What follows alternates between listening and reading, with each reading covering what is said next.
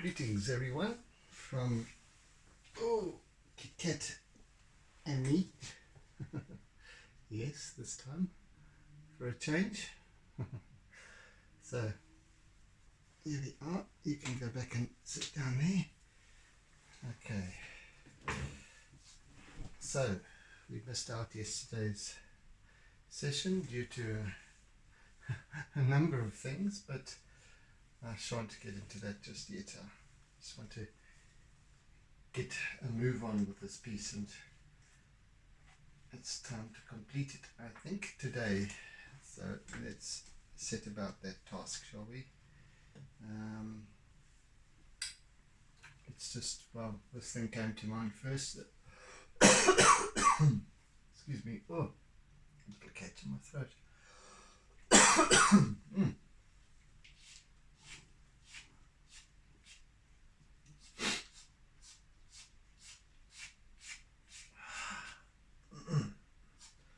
I really want to start with my acrylic work quite early on.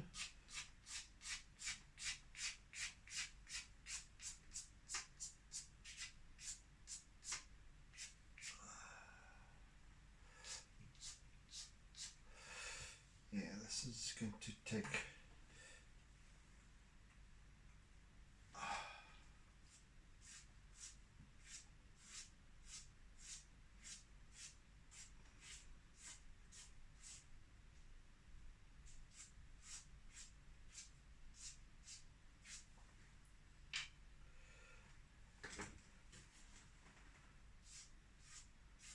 just working with a little contrast here to begin with.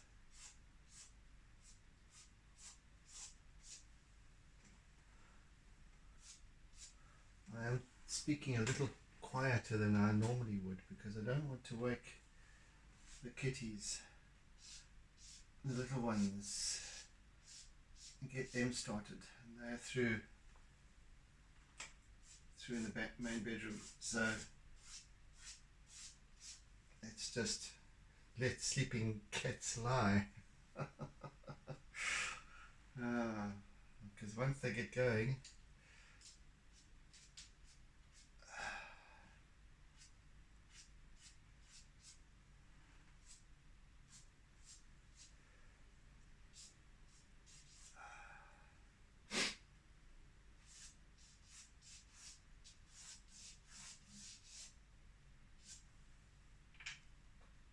right, let's use my eraser a little bit.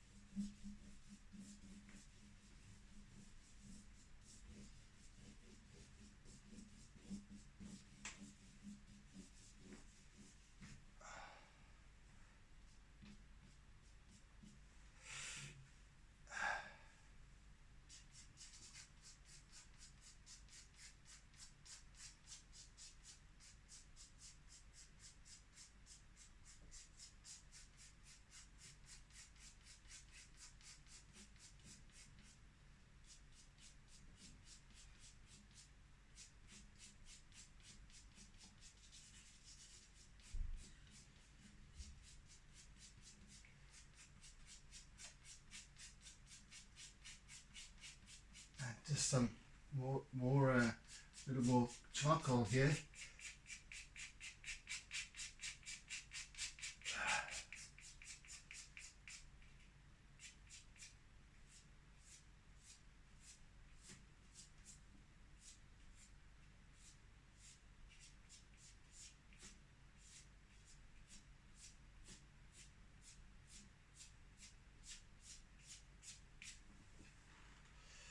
Just a few contrasting flecks. Right, that will do.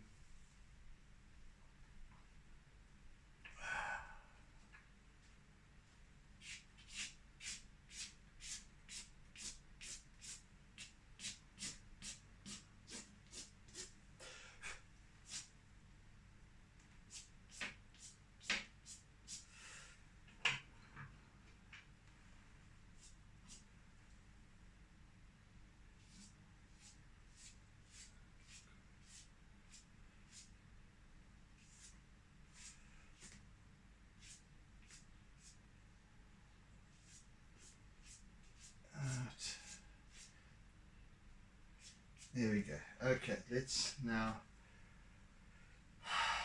I think it's time to start with some acrylic paint, if you ask me, and that is exactly what I shall do. So we've had some really devastating rainfall,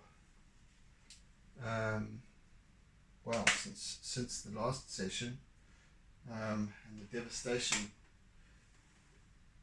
really only started coming out properly yesterday, or becoming apparent on social media and all the, and I'm sure we'll find out more and more and more as the days go by,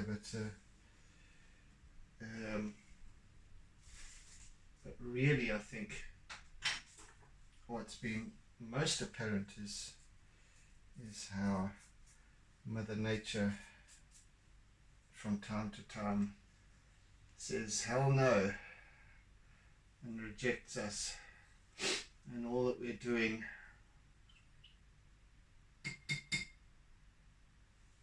So as sad as it is, as devastating as it is, it is what it is.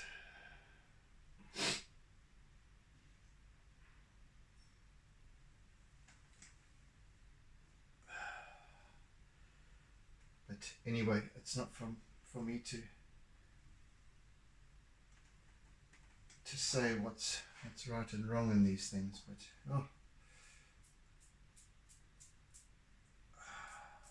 just want a little bit of spray. I don't want too much.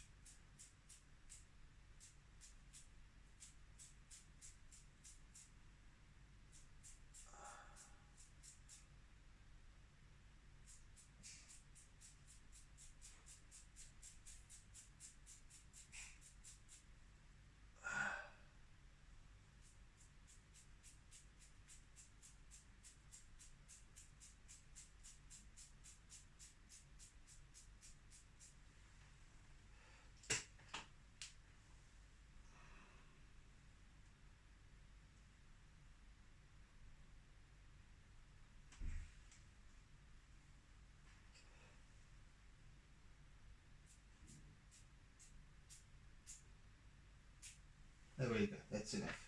That will do. That will do.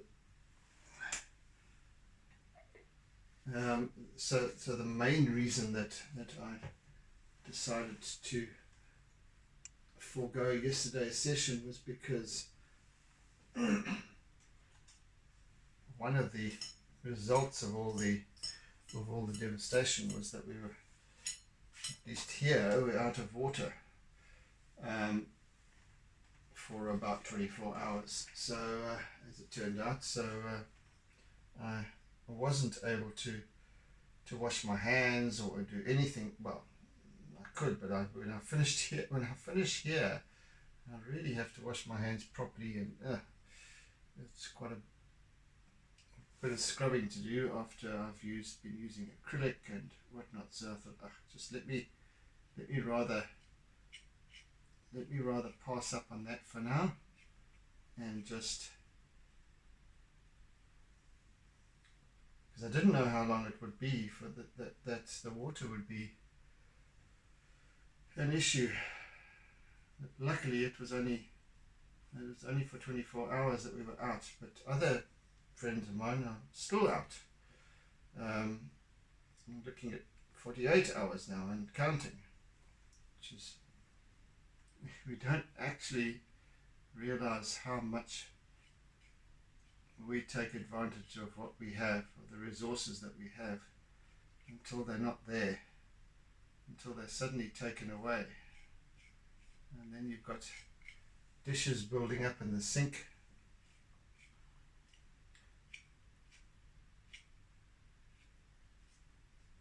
It's quite a thing.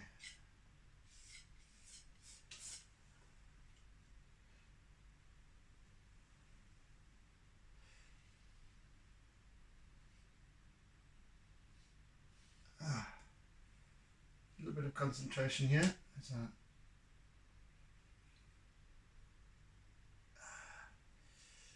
Goodness me,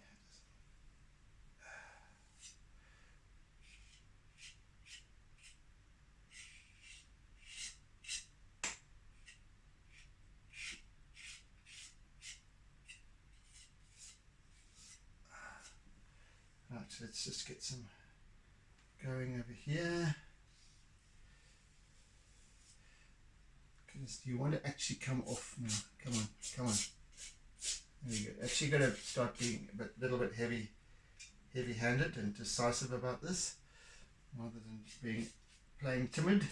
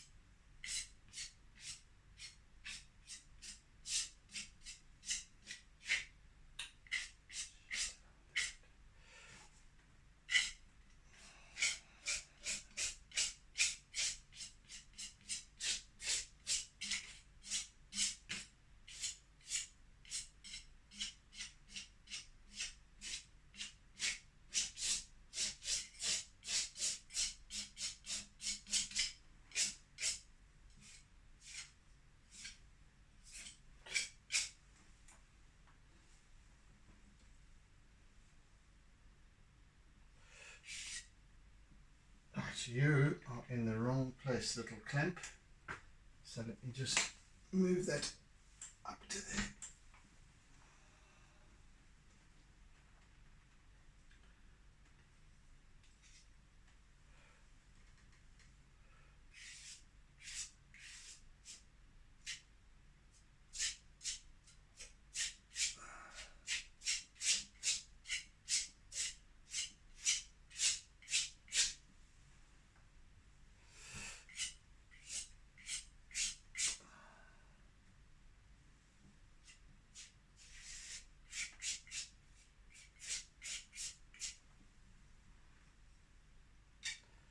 Just actually bringing in a very, I'm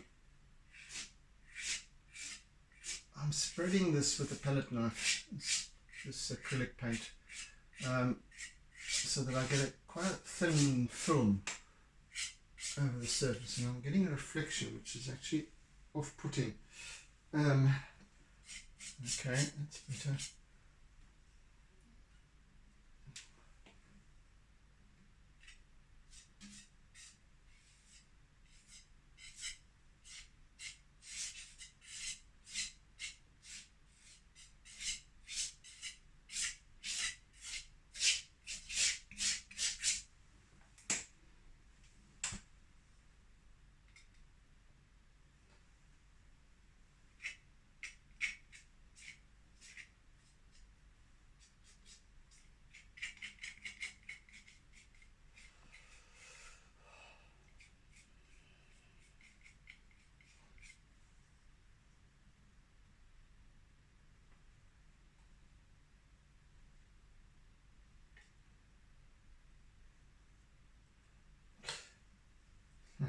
So, as you can see, and as you can hear, this requires a little bit more concentration. And when I'm concentrating, I can't talk that much. And perhaps that's a good thing. And I just need to get this. And I'm always talking on about balance, but here also it needs to be the case, but at the same time I need to be very loose with this application. You can't be precise with a palette knife. Well, you can, but not in this circumstance. So I'm trying to exercise some control, but also at the same time be loose. Loose like a goose.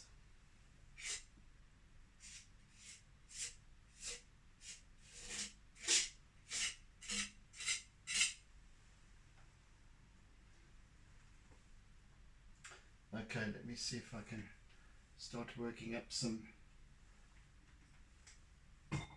First of all, I want to use my acrylics a little more. Just let, oh God, don't drip on me, you fool. See, this is why you need I need my cloth here, not folded up neatly over there. Because all this. Okay.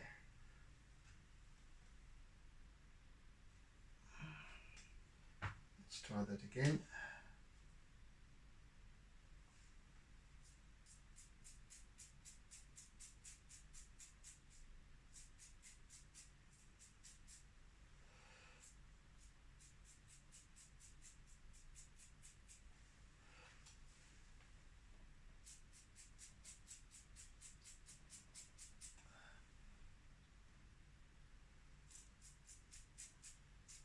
Okay.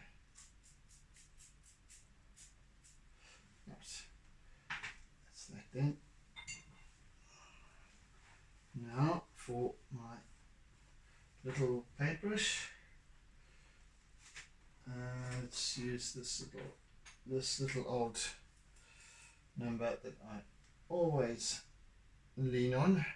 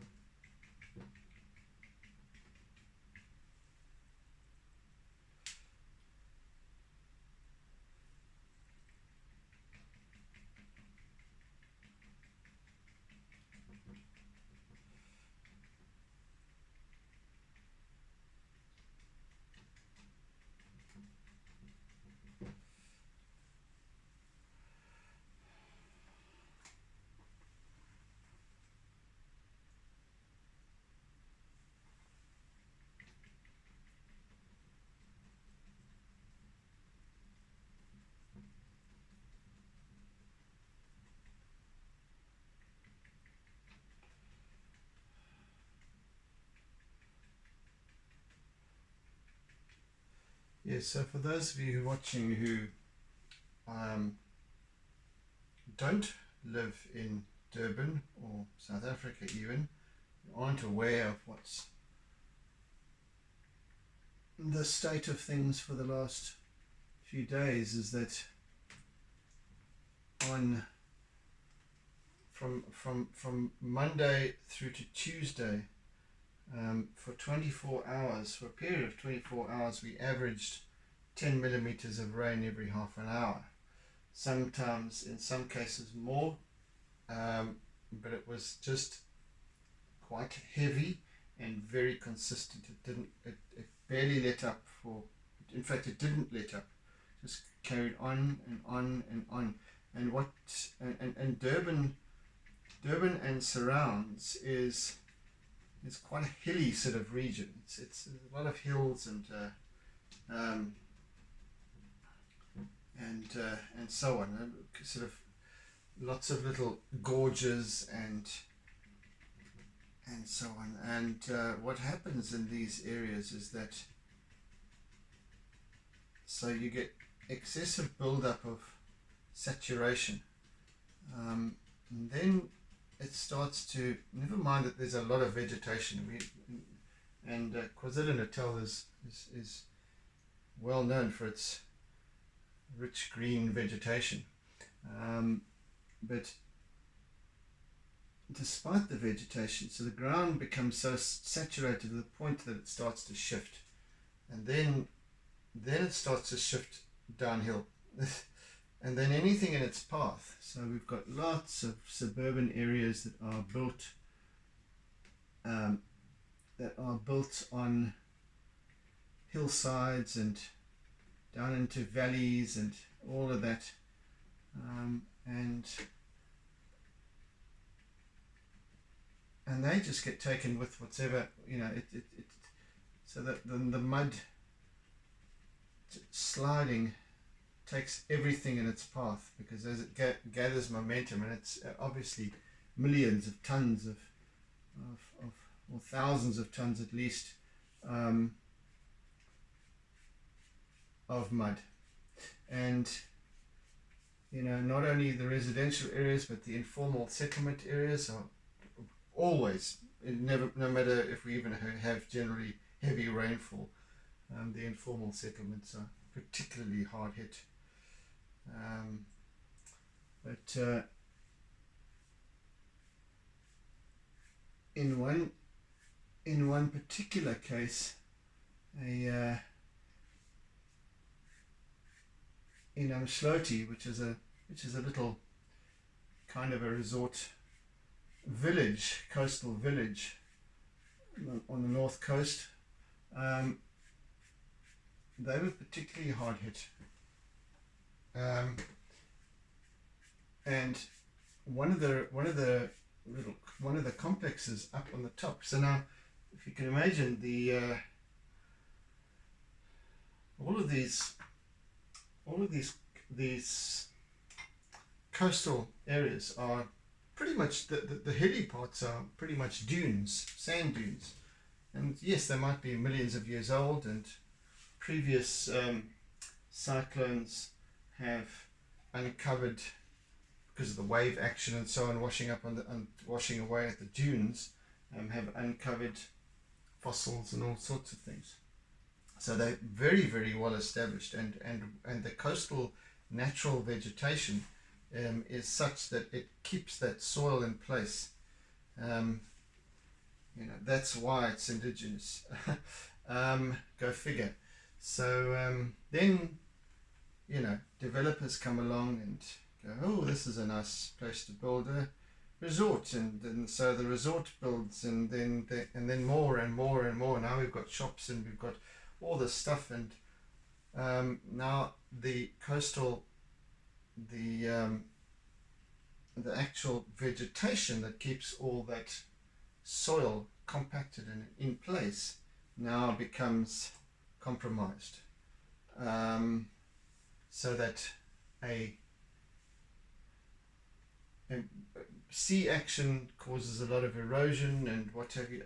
So it carries on. So now we have the cyclone comes along, and this particular complex way up on top of the ridge at Umdloti, there was a new development, and I suppose it's still under investigation as to who the real culprit is, but it's not. It doesn't take a rocket scientist to work it out. Is that there's this vast development that's taken place behind and above this complex, and that whole section of Umdloti, and so they've basically cleared the land of all vegetation, so it's just soil now. They're looking to obviously lay down foundations and whatnot, so we've got this huge area, many acres of bare soil, bare earth, that now happily sucks up all the water, and now that whole region becomes saturated, and the whole region becomes unstable, and then it starts to shift, and then it gathers momentum, and by the time it reaches the edge of the dune, it just takes whatever's in its path, and there's our happy neighbors every single day. Thank you, fools. So this particular complex happened to be in the way, and at least I think it's either 2 or 3 levels. I'm not sure. So there's apartments on each level, but this took out 2 blocks, 1 set of apartments, 2 sets of apartments, and they all went down, and it basically carved a deep gully into the side of the dune. I mean, it's, you know, thousands of tons of soil just and homestead and furniture and everything just went down. So a friend of mine actually lived in one of the apartments, 2 down from where that occurred. So she was told at 11 p.m. on the Monday evening, somebody came bashing in her door and said, get out now, don't take anything with you, just get out and run. And that's when this happened. So obviously somebody had realized that there was this surge of mud building in intensity, and it was just a matter of time before there was going to be something catastrophic, and sure enough it happened. This is the kind of thing that occurs when you've got areas that are denuded of their natural vegetation. So you're upsetting the balance of things, of course. As I said, go figure. Yeah, all pretty views and everything like that, wonderful. But just know that this is the result of all of that. Greedy developers, yeah, building no matter what, where they want, etc. So Mother Nature got a bit angry, I think, and decided to give us a wake up. And yeah, it's bad.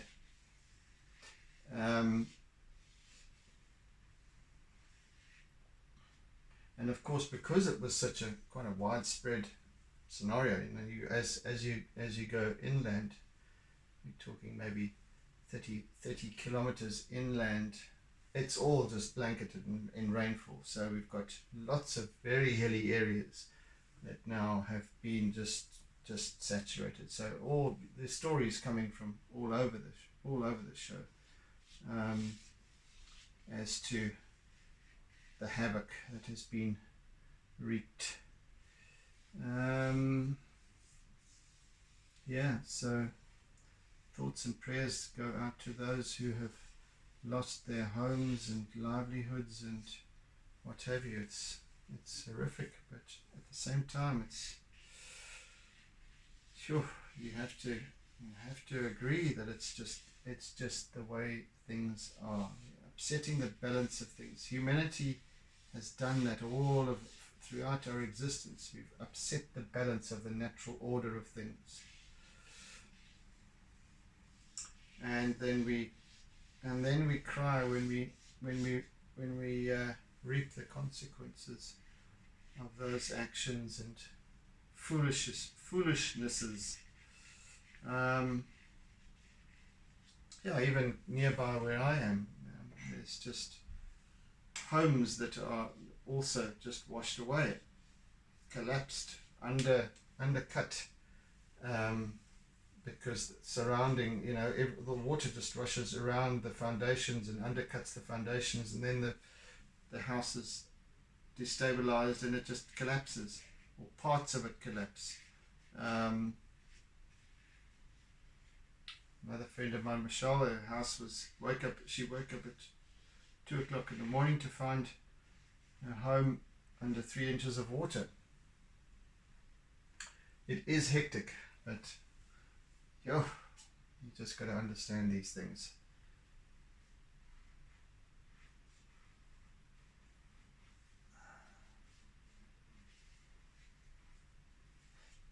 And most of those North Coast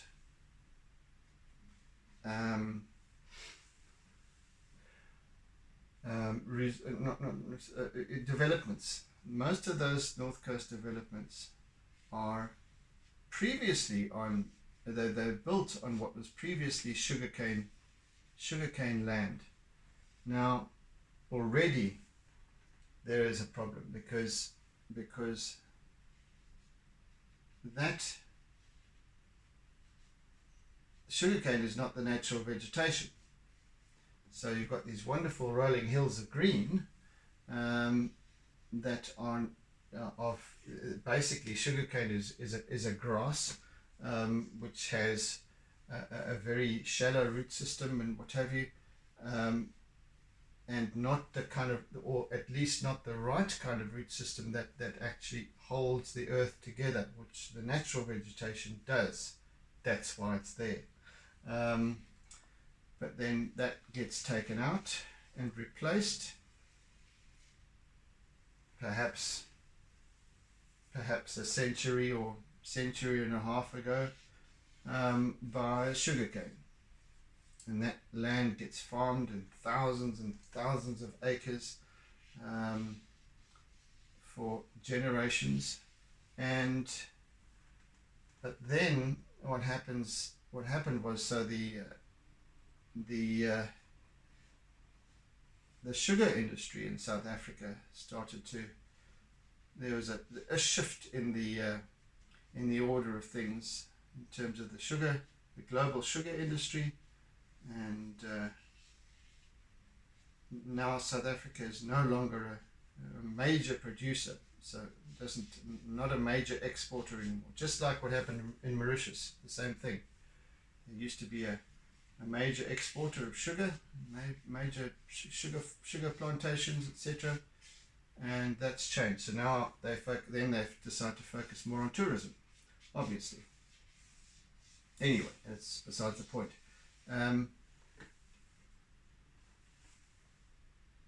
Yes, so then the sugar barons, the sugar companies that own all this land, such as one in particular, Moreland. It becomes Moreland Estates, what used to be perhaps Tonga Tulip Sugar, now becomes that they set up a derivative company that now starts to get into real estate, so selling off sections of the land for development. Now those developments are on not correctly stable land, and I'm not an expert on these things. I'm just kind of adding two and two together, and expressing my opinion on things, but not to say that that's what it is, but when you look at these factors, and when you look at what's occurred, and where it's occurred, and how, and you kind of go, well, yes, I understand exactly why this happens.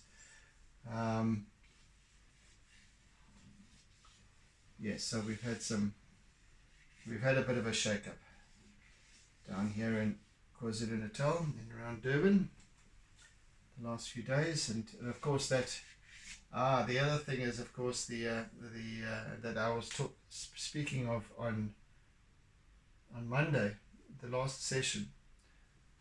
So the rainfall had been basically since, actually for 3 days it rained, and I think Friday night, Saturday night, and Sunday night, and Monday night. So 4 days.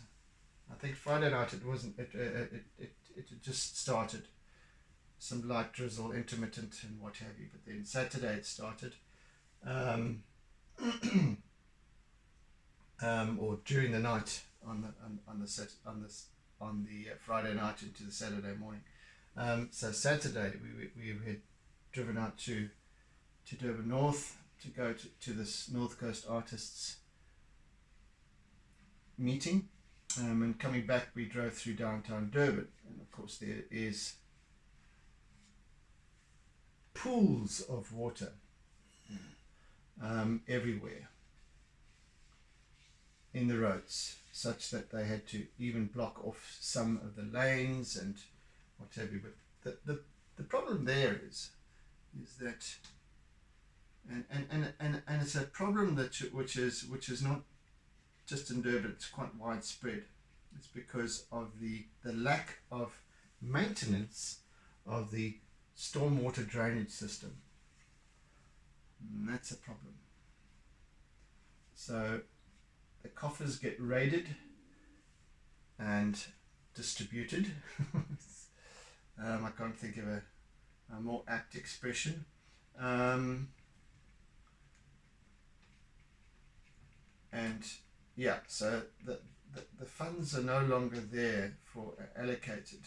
The funds that are allocated are no longer there for maintenance and so on. And this is the problem with South African infrastructure in general.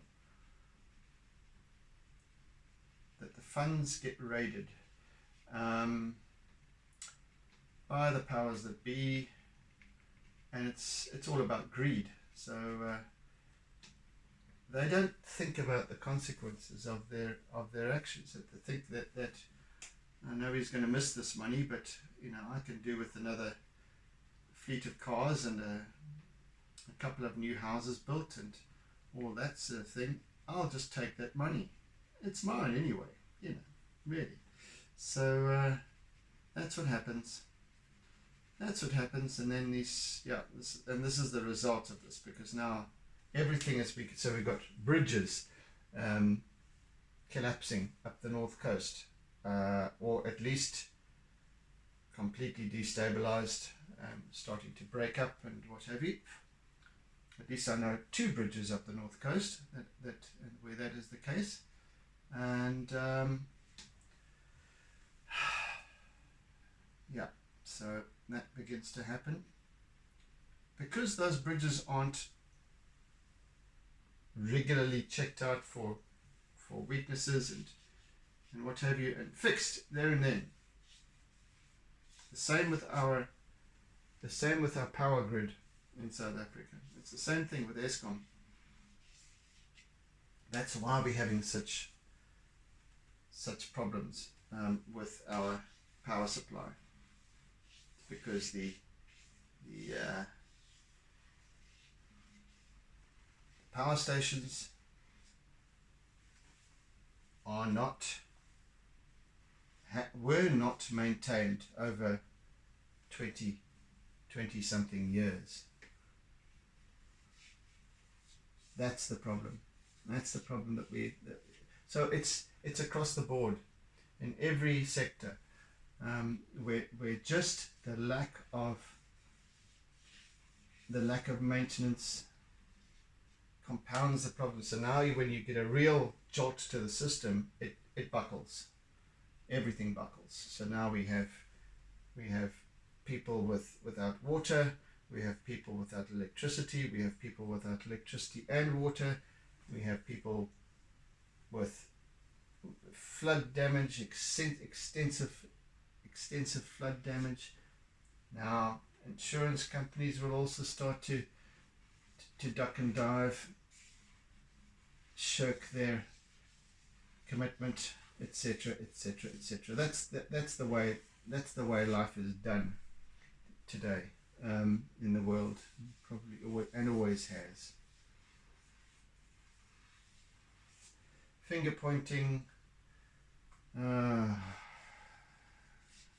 all because of money and greed and what have you. So no wonder we are reaping the rewards of our actions as humanity. So like I said, It is sad, especially when it happens to friends and loved ones and what have you. But that's the way things are. Can't blame anyone, actually, other than ourselves.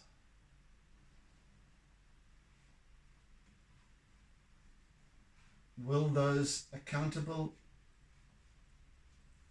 be accountable? Unlikely. Right, so as I've been prattling away here, so I've been working with line just back and forth, and I've been using my white chalk pastel, and of course I've created this nice gritty texture to work my pastels on with the acrylic paint. So I was with the spray painting as well as my rough palette knife work. And now I'm going to come with some finer line work, not fine liner work, finer line work.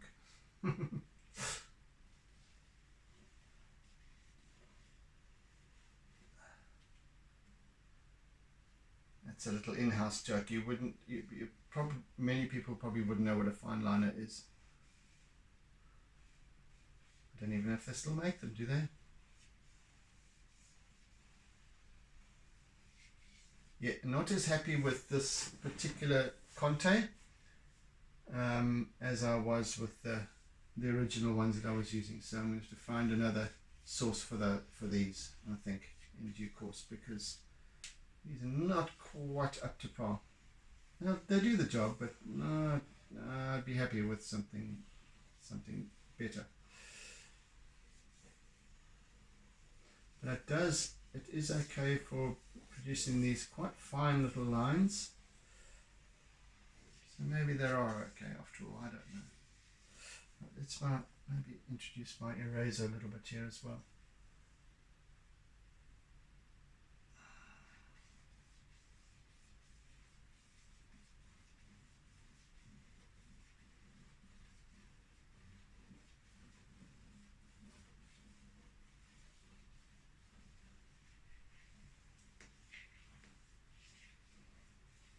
And then what happens with my white pastel, when I go over the much whiter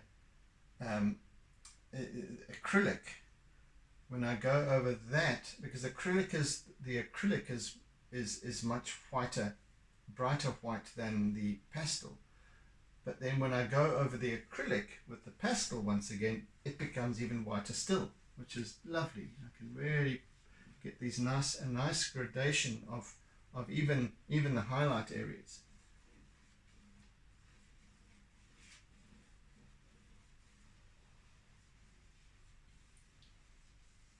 Right. Really what I want to do here is, I've got 5, 10, 15 minutes, just over 15 minutes. Right. And this is what I want to do.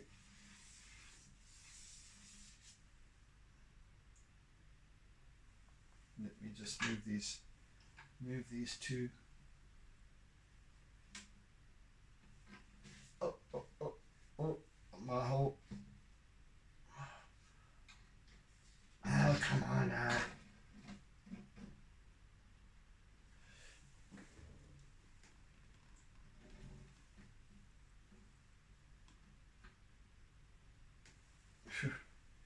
Okay, let's have at it.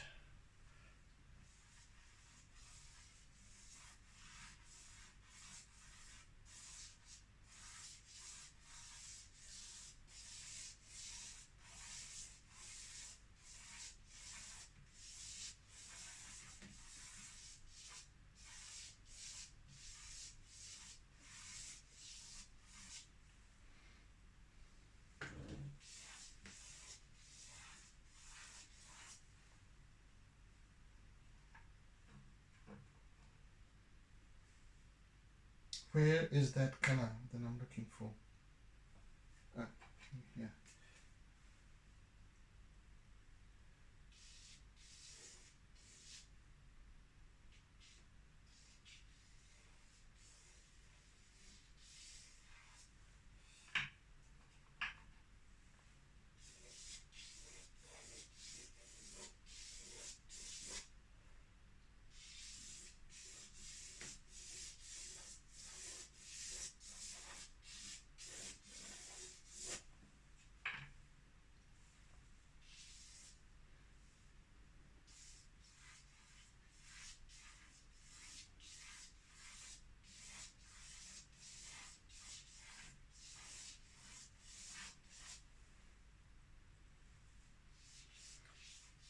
So many of you might recall the in July of last year, I think it was June, July, we had this this looting that just went completely ape, especially in Durban. And what we found was, one of the upshots from it was that, and of course there was a lot of devastation. This looting went on for days, 2 weeks, I think, and unchecked, of course. You know, the security forces and what have you weren't present. So what happened was that communities banded together in strength and retaliated, or at least held back the perpetrators from entering into the residential areas. And so the upshot of some of these scenarios is that you get a lot of coming together of communities, of neighborhoods, people that you don't know. And this is what happens when there's strife. So everything, this is the balance of life. So everything exists purely as a result of, because of its opposite. So when there's bad, there has to always be good. When there's strife, there always has to be togetherness. There's always a balance. There's always sometimes it might be lopsided, but by and large, there's always this a balance. So it's not always all about the bad things that happen, because within the bad things that happen, there are always good things that happen. And just talking about it the other day, now you've got perhaps a family that's full of squabbles and what have you. Now, with this deluge of water and upheaval and what have you, now they all have to start pulling together for survival, and bonding in that way.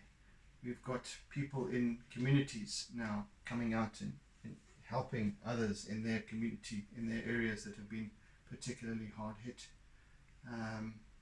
So there's a real outpouring, a collective outpouring of love and support and compassion. This is how things balance out as well. We have to look at it. It's very hard when you're in that situation to see the good in things, but it's there. It's always there.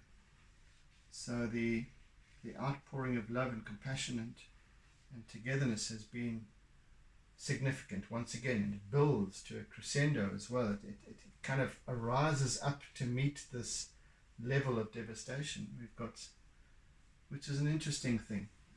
And it's always been there. It's always been like that, where you have this. So it's interesting to, as an observer and a listener, to note these things. And then we realize what really is going on in this world, and how things are just absolutely in the right order. What is happening is needed for right now.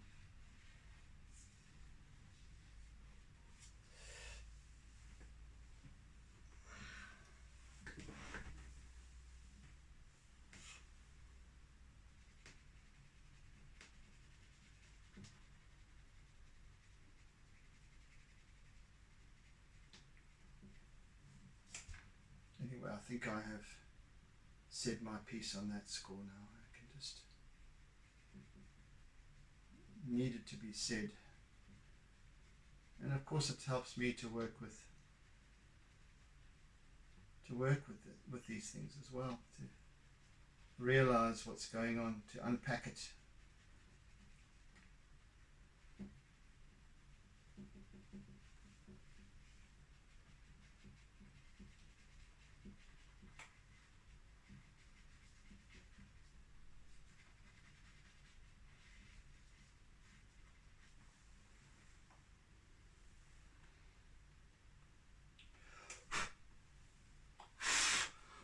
Right.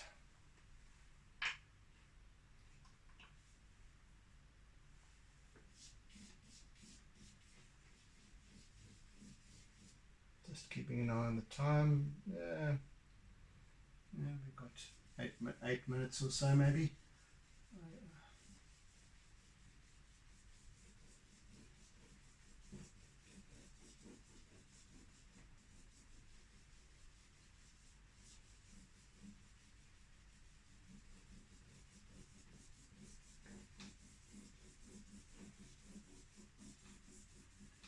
So my eraser is a great tool, as I've said many times now, for this wonderful smudging, blending.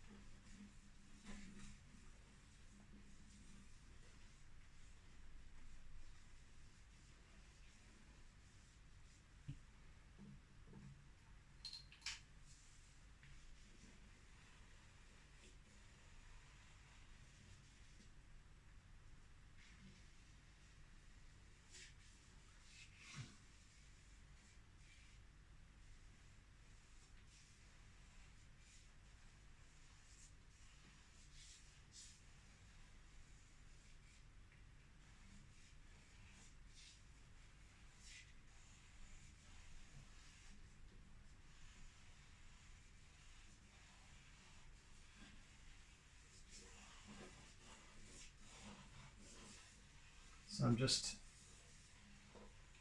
using my contact round, or whatever it is, and twirling it around my fingers. It's square. It's square. I don't know if you can see.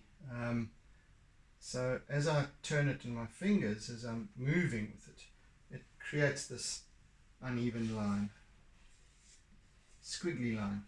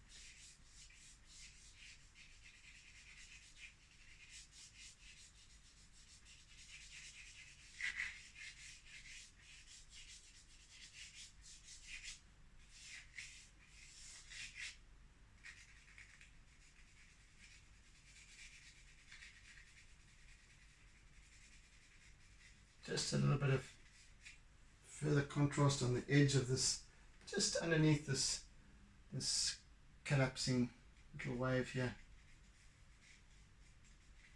And this really is a little wave, it's nothing significant, it's just a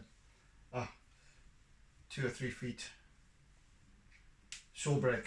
So it's not a heavy shorebreak, it's quite gentle. So we don't have these perfectly formed big rollers coming in.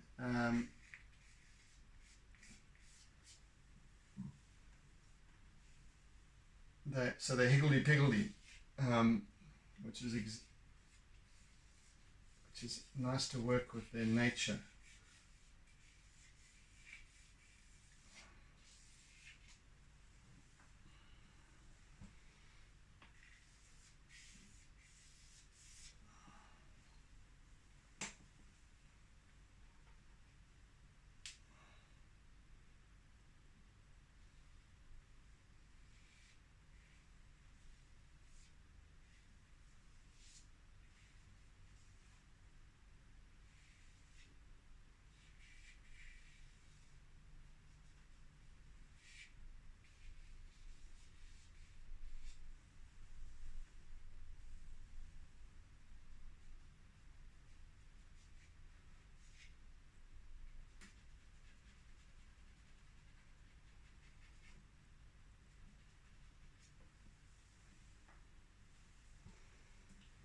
Yes, I think we're nearly done.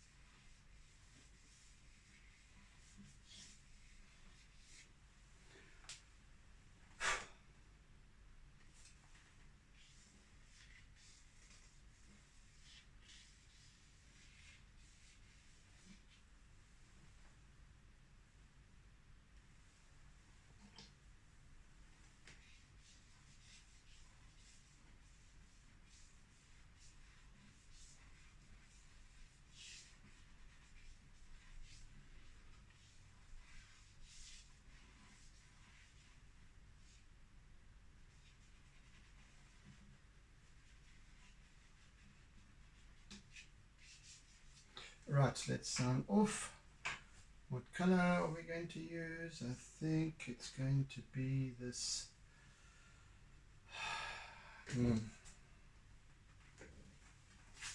turquoise. So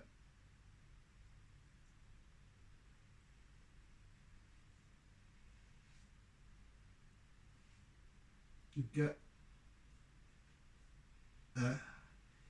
Yeah. 22. There we go. We're done. Yes, so there we have it, folks. We're done for today. We're done for this piece, and hope you've enjoyed the process. Yeah, so we took 3 sessions instead of 2. So yes. Anywho, I hope you're all well and safe, and I hope you are being good, kind, gentle, caring, loving, etc., etc. And I bid you oodles and doodles of toodles.